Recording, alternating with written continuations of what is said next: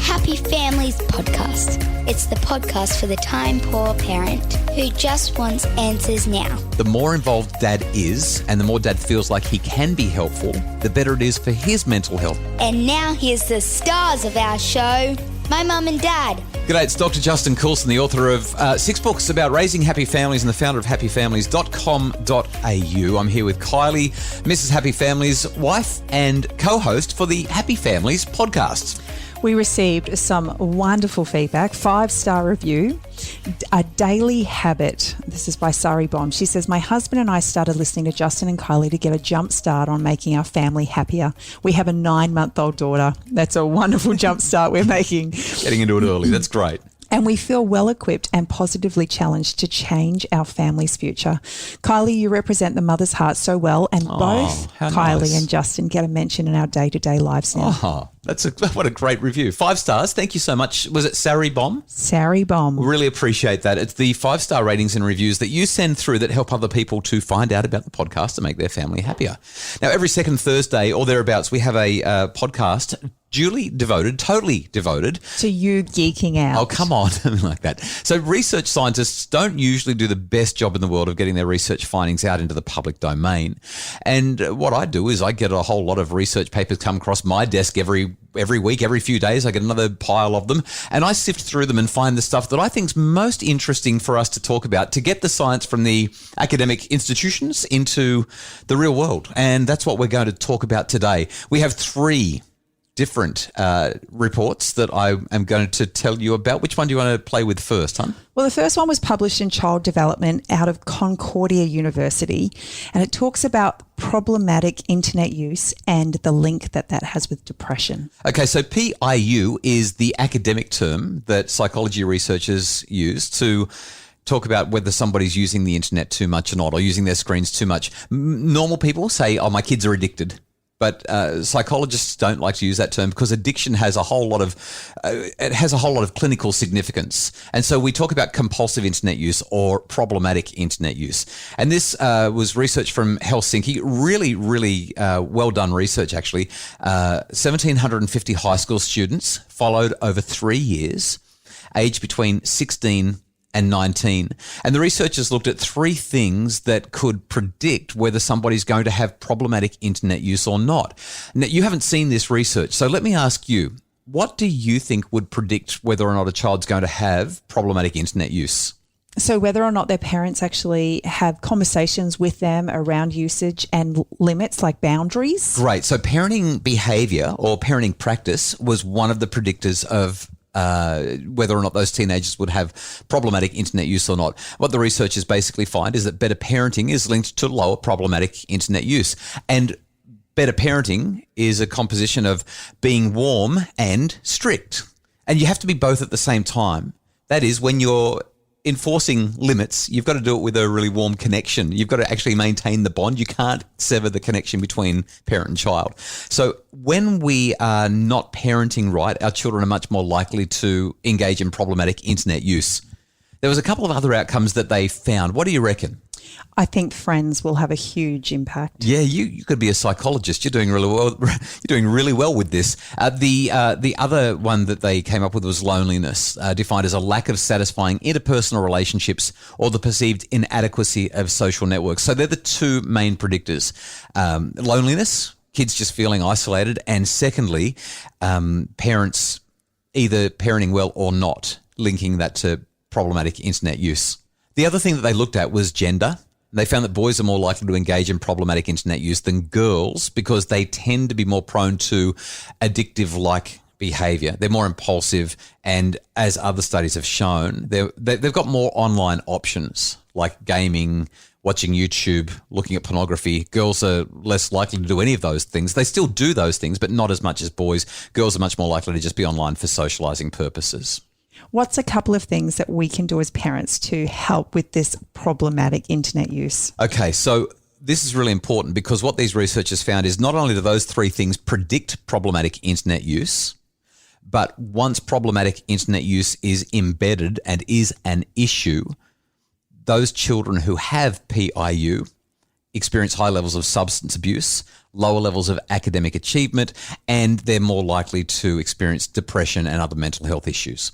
So I think the first thing is that we want to help our children to lead whole and balanced lives. That is, they need to be socially connected in real life. And I know that's hard because sometimes we've got quiet kids or kids that are a little bit, a bit dorky or a bit geeky or a bit socially awkward. And I'm not saying those words in unkind ways. I mean, we all have those moments where we're a bit like that. They're teenagers. They're supposed to be trying to figure it out.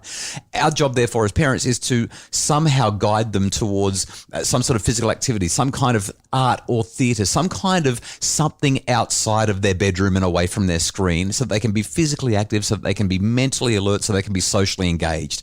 Helping them to do that is going to tick off that first thing of being lonely, because they're going to be active and engaged. Secondly, as parents, we've got to maintain that connection with them. We cannot sever the connection no matter how frustrating they are.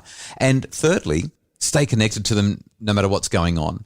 This means that we've got to establish boundaries with them. And I think the 3 E's of effective discipline that I talk about all the time, exploring, explaining, and empowering, are going to be the best method to move through that. For people who are not familiar with them, we've got plenty of podcasts where I talk about it, and I'll direct you to there for now. In just a sec, we're going to talk about the other 2 research findings that have come across the doctor's desk. We're going to talk about how parents can get over-involved in their children's lives and what it does to their children, and what dads being involved with their infants does for their well-being. It's the Happy Families Podcast. For a happier family, try a Happy Families membership, because a happy family doesn't just happen. Details at happyfamilies.com.au. It's the Happy Families Podcast, the podcast for the time-poor parent who just wants answers now. And today we are exploring a bit of research that's come across the doctor's desk. You're the doctor. For today, I am. Well, actually, I am all the time. So we've got 2 other pieces of research that I think are really worth exploring right now. The second one comes out of an article that was published in the Frontiers in Psychology journal.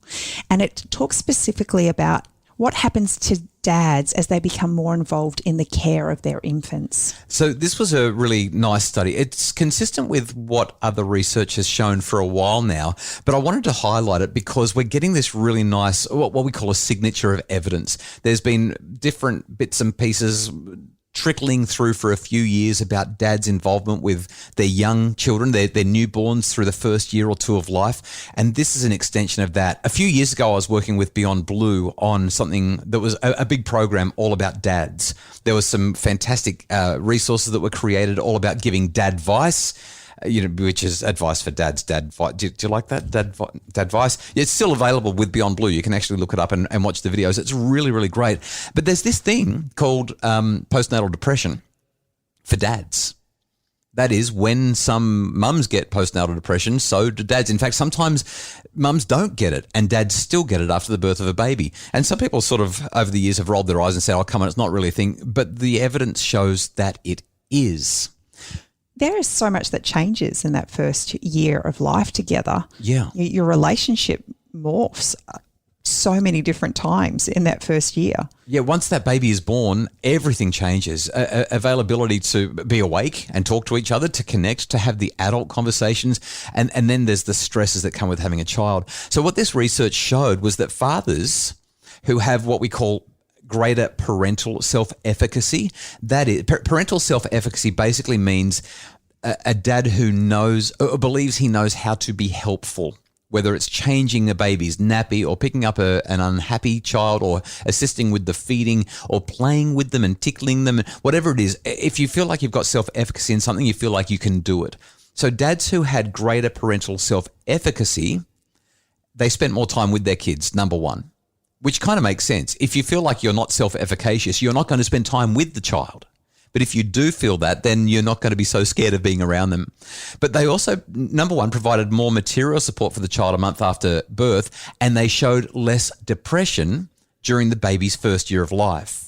And this didn't matter whether they were well educated or not. It didn't matter what their financial means were, age, ethnicity, none of that mattered. Whether they were cohabiting or married, the more involved dad is and the more dad feels like he can be helpful, the better it is for his mental health. Now, there's research that shows that it's good for everybody when that's happening, right? We've talked about that recently, lightening the cognitive load, but it's especially good for dads. The more involved they are, the happier and healthier they are. So I guess the take home for me, I'm listening to this and I'm seeing that there's some take homes for both mums and dads out of this research. What would you suggest mums can do to help with this process?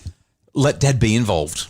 Every now and again, I hear these stories about very, very protective mums or mums who just don't really believe that much in the competence of dad. I mean, this research actually held across even dads who are absent.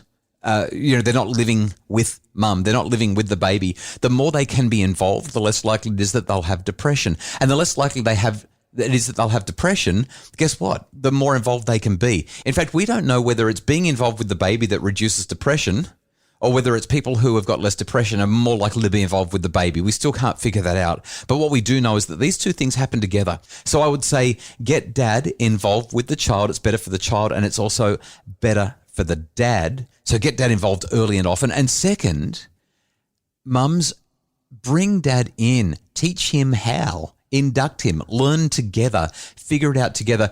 Because paternal depression is a really serious issue. It requires attention. And we're all going to be better off if nobody's dealing with any kind of postpartum depression of any kind, whether it's mum or dad. That's kind of the take-home message. Let's get everyone involved and let's encourage that involvement and teach how to be involved. I love that. Number 3, lucky last, research came out of Stanford, published in the Journal of Family Psychology, reveals the impact of too much parental direction with our children.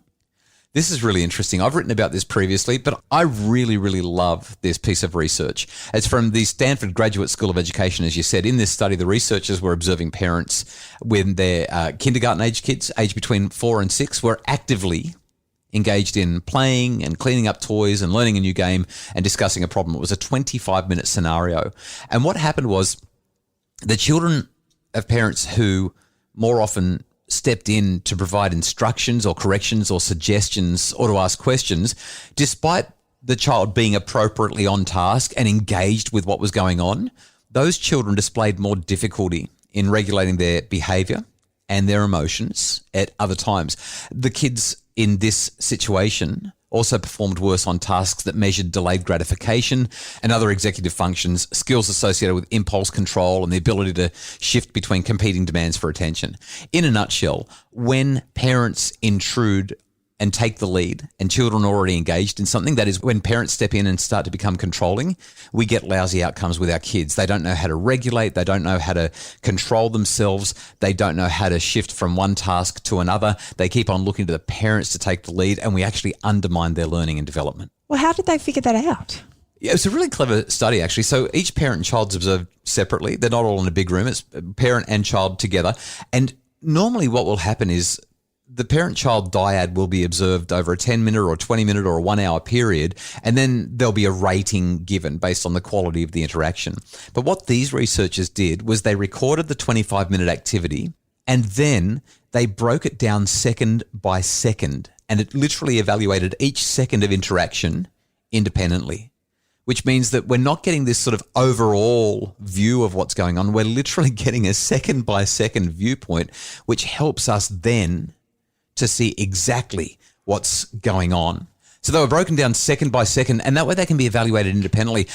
As an example, during this 25-minute activity, a mum might be following her son's lead for 13 seconds, and then she sort of withdraws, looks at a phone for 5 or 10 seconds, and then she steps in and says, no, like this, and she shows him how to do it and takes over for, 35 seconds. And that way they're getting this really, really deep insight, this beautiful look at what's actually going on, and the results speak for themselves. The more involved we are, which is kind of interesting, right? Because we're always told that we have to be involved, but we just have to be present to help when they're struggling. The research shows when they're struggling, by all means, gently ask how you can help, but don't do it for them. But what these researchers found was that when the parents stepped in, suboptimal results, helicopter parenting, and it's lousy for our kids. You know, parenting is just such a minefield of contradiction and advice. We can, everywhere we look, somebody's giving us advice. So we really hope that today's podcast, you've been able to navigate that minefield just a little bit easier as a result of the things that we've shared from the doctor's desk. The Happy Families podcast is produced by Justin Rulon from Bridge Media. Our executive producer is Craig Bruce. For more information about making your family happier, visit happyfamilies.com.au.